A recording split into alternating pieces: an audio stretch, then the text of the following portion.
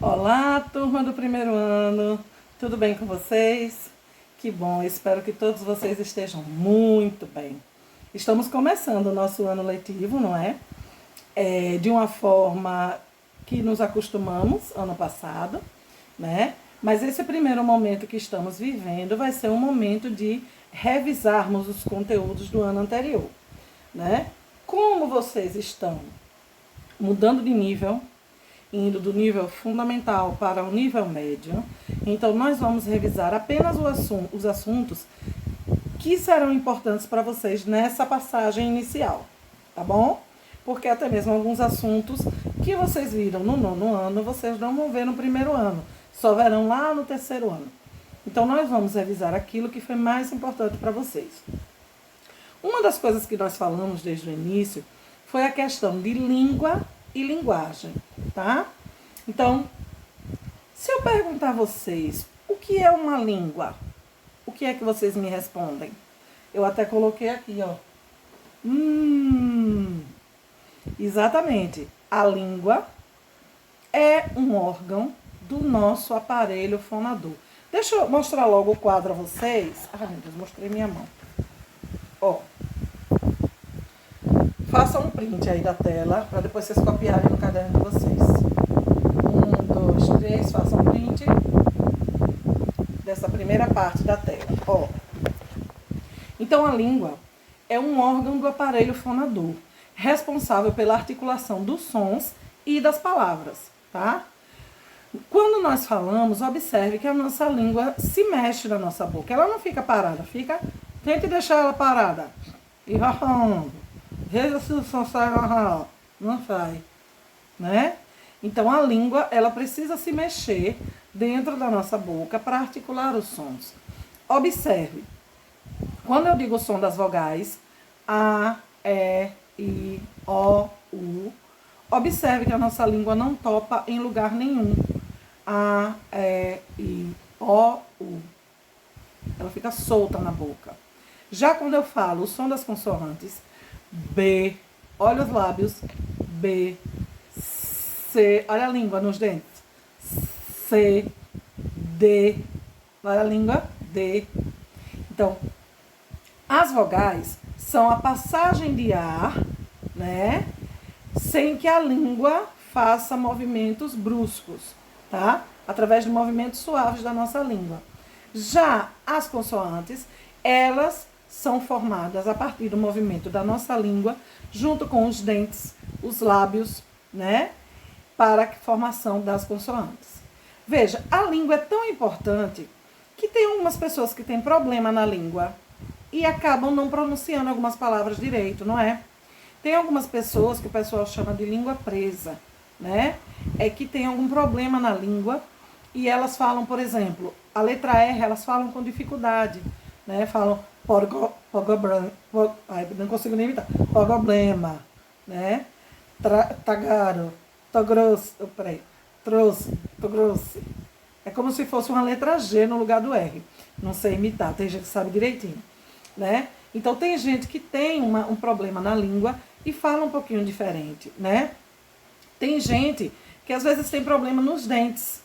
Já viu que tem um pessoal que fala, parece que está assoviando? Às vezes tem uma frestinha entre os dentes, né? Ou a ausência de algum dente. E acaba modificando, inclusive, o som das palavras. Então, veja, a nossa saúde, no geral, é muito importante. Cuidar dos nossos dentes, da nossa boca, da nossa língua. É importante até para a produção da nossa fala. Olha que interessante, né? Então, a língua é um órgão do aparelho fonador, né? Responsável pela articulação das palavras no processo de fala, né? Além disso, ela é responsável no aparelho digestório, no sistema digestório, né, no aparelho digestório, ela é responsável por empurrar o alimento, né, para nós deglutirmos, né? O processo de deglutição do alimento é feito também, começa pela língua. Dá-lhe, professora Silvia, estou sabendo, tá vendo? Inclusive, em homenagem a ela, eu fiz esse desenho, porque ela sempre desenha, mas ela desenha super bem, o meu tá uma vergonha. Mas vai dar para entender. Depois vocês digam, professora Silvia, a professora Daniele fez um desenho que a senhora precisa ver. Podem comentar com ela. Então, veja só. Esse aparelho fonador, professora, eu nunca estudei ele. Isso. Mas a gente só estuda ele quando a gente vai estudar a fala. Esse aparelho fonador é formado pelos lábios, pela boca em geral. Lábios, dentes, língua, cordas vocais. As cordas vocais são isso aqui, ó. São um músculo que nós temos aqui embaixo. Cordas vocais, laringe, faringe, traqueia e aí vem os pulmões. Como é que se dá esse processo, né? Veja que alguns animais, como por exemplo os pássaros, eles emitem sons também, não é? O processo da respiração, quando a respiração nós realizamos, inspiramos e expiramos, nesse processo de respiração, o ar ele sai dos pulmões e passa pelas cordas vocais, fazendo com que elas vibrem. É tanto que se você topar aqui no seu pescoço, você percebe uma vibração na hora que você fala. Quando nós estamos com algum problema, algum resfriado, ou garganta inflamada, que a gente fica rouco, porque as nossas cordas vocais inflamam, né? E aí, em vez delas vibrarem, que elas costumam vibrar, em vez de vibrarem, elas ficam rígidas. Então, o som não sai adequadamente. Por isso que a gente fica rouco, né? Às vezes por causa de muco, né? Quando a gente resfria, fica aquele muco, fica também nas cordas vocais e acaba enrijecendo, certo? Mas só existe esse tipo de língua, minha gente? Existem outros tipos de língua, não é? Por exemplo, a língua portuguesa, a língua inglesa, a francesa, a espanhola, né? Então, o que mais é a língua? A língua é um conjunto de códigos que permite a comunicação e o entendimento de uma sociedade. Então, a língua é um conjunto de códigos formado também para que estabelecer a comunicação. As pessoas precisam se comunicarem. Desde os primórdios da civilização, os homens se comunicavam uns com os outros através de gestos, através de sons, né? De vários tipos de linguagem. Inclusive, desculpe, deixa eu beber um golinho de água aqui. Inclusive de uma linguagem visual. Porque como não havia uma escrita, né? Eles desenhavam símbolos. Então, nós temos aqueles hieróglifos, né? Que são aquelas escritas, ou aquelas pinturas feitas, pinturas rupestres, quer dizer, feitas nas paredes das cavernas, né? Que um homem, uma tribo que passava por ali, deixava para contar a história do que aconteceu a outra tribo. Então, essa pintura rupestre já era um tipo de linguagem utilizado pelos homens da pré-história, pelos homens das cavernas, né? Nós chamamos assim de homens da caverna porque eles moravam em cavernas. Então, existem vários tipos de linguagem. E nenhuma linguagem deve ser condenada, né? Toda linguagem é o intuito de estabelecer comunicação. Então, por exemplo, ontem eu estava vendo, não sei se vocês assistiram ao Big Brother, e teve aquele mestre do sabor, esqueci o nome dele agora, vocês devem saber.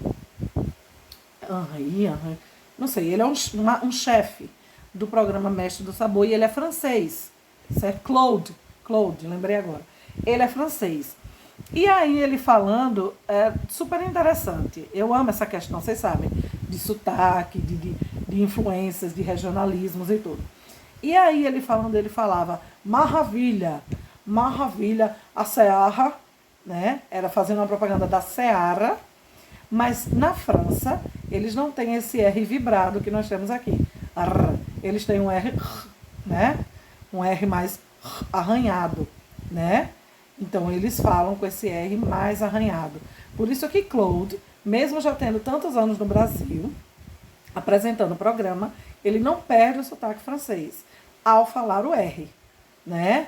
O estar, eu estar, a Seara, maravilha, né? Então ele vai falando esse R arranhado no lugar do R vibrado. Então isso é uma forma de linguagem. Ele conhece a língua dele, o código dele, que é o francês, mas ele aprendeu novos códigos. Então aprendeu o português, porém a forma de se expressar vai sempre carregar um vestígiozinho da língua mãe dele. A mesma coisa a gente quando aprende inglês. Por mais que a gente tenha uma fluência muito boa, mas sempre vai ter um quesinho, uma característica que vai saber que a gente não é nativo do lugar, né? Enfim. E existem vários tipos de linguagem, tá? Mas antes de falar dos tipos de linguagem, existem o que a gente chama de níveis de linguagem. A linguagem é a expressão de uma língua. Então, nós temos alguns níveis dessas expressões. Nós temos o nível de linguagem culto, formal, padrão, e o nível de linguagem coloquial. O que é o nível culto, formal, padrão? É quando nós os utilizamos da língua em sua forma padrão, aquela que vem da gramática, aquela que segue exatamente as normas gramaticais. Não quer dizer que a gente use as palavras mais difíceis, não. Quer dizer que a língua vai ser utilizada em sua forma correta, digamos assim, de acordo com a gramática. E o que é um nível coloquial, não padrão, informal? É aquele nível mais popular, que é carregado de gírias, de expressões populares, de expressões idiomáticas, né? Como acontece, hoje em dia a gente tem assistido esse Big Brother, digamos, nós conseguimos ver a diferença de linguagem quando a Juliette fala e quando o pessoal de Goiânia fala, que é aquele o Rodolfo, né, e o outro. Por quê? Porque aí são diferentes tipos de linguagens. Eles utilizam da linguagem oral? Sim. Só que cada um coloca na sua linguagem marcas e expressões da sua língua, da sua região. Então, quando a gente tem uma linguagem mais informal, essa linguagem nos permite colocar características que indicam a nossa região, que indicam o nosso jeito de falar, até mesmo a nossa cultura, certo? Essas marcas de falas acabam indicando. Por exemplo, quando você conversa com jovens, em algum momento você vai observar a presença de gírias, né? Eu achei tão interessante que recentemente eu ouvi uma gíria, eu tô muito pistola, né? Quer dizer, tô irritado, tô bravo, né? Então isso daí é uma linguagem informal, mas não quer dizer que a linguagem informal seja errada ou menos criativa. Ao contrário, a linguagem informal ela é abrangente e dá essa margem à criatividade. Porém, a gente tem que deixar muito claro, em relação aos níveis de linguagem, nós precisamos ter adequação, ou seja, precisamos saber onde usar cada nível de linguagem. Se eu vou responder a uma prova, se eu vou fazer um concurso, se eu vou conversar numa entrevista de emprego, eu preciso me utilizar do nível culto, formal, padrão. Se eu vou encontrar com meus amigos, com os meus familiares, fazer uma peça teatral, eu posso me utilizar do nível informal, não padrão. Numa conversa de WhatsApp, a depender com quem você vai conversar, você pode se utilizar de gírias, expressões, né, próprias da linguagem informal. Agora, se você vai, por exemplo, eu vou fazer um Instagram, o Instagram da minha loja. Então, eu posso me permitir usar algumas gírias que estão na moda, que é própria da linguagem da internet. É uma linguagem própria específica. Tal roupa está bombando, né?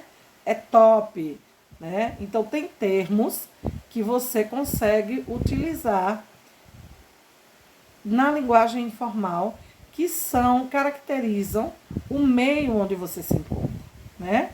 Então, é preciso que fique muito claro. É preciso ter adequação para usar o nível culto, formal, padrão da língua e para usar o nível informal, coloquial, não padrão, certo? Então, agora vamos à atividade. Eu vou colocar aí para vocês alguns trechos de músicas e vou pedir que você identifique em que nível esses trechos estão. Além disso, vou pedir que você responda algumas coisas em relação à linguagem. Então, aí você vai olhar o próximo, aí do lado, no próximo quadrinho desse vídeo, você vai ver a atividade de casa. Copiem no caderno, respondam, copiem no caderno, respondam e mandem foto para mim até sexta-feira. lembrem-se de colocar o seu nome completo, tá bom? Ao final de cada assunto que nós dermos, meus amores, eu vou fazer, a professora Silvia me deu uma ideia ótima, eu vou fazer um encontro no Google Meet, para a gente ter uma aula ao vivo, para a gente poder se encontrar, retirar as dúvidas, certo? E na quinta-feira, lembrem que eu estou de 2 às 6. Essa semana eu gostaria de me colocar no sábado em vez da quinta. Vocês podem tirar dúvidas comigo no sábado, porque se eu não me engano, quinta-feira é feriado. Aí eu não sei como vai funcionar. Mas a aula de redação eu vou postar na quinta, viu, meus amores? Então, vocês entrem em contato comigo no sábado, se tiverem qualquer dúvida, certo? Para retirarem comigo. Mas mandem a foto da atividade para mim até sexta, tá bom? Beijo grande. De olho aí no próximo, na continuação desse vídeo que tem atividade. Tchau, tchau.